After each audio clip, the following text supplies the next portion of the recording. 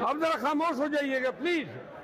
نواز شریف کا تو لگ گیا, خان صاحب کا کیوں نہیں لگ سکتا ہے؟ کیوں ہمیں ایکول ٹریٹمنٹ نہیں دی جا رہی ہے؟ چیف جسٹس آف پاکستان قاضی فائز عیسیٰ صاحب کی عدالت سے انصاف کے معاملے میں مکمل مایوس ہو چکی ہیں. ہم نے کافی تحمل سے کام لیا, ہم مزید تحمل کا مظاہرہ کرتے, لیکن اگر ہمارے وکلاء کا تمسخر نہ اڑایا جاتا, ہماری پارٹی کی تضحیک نہ ہوتی.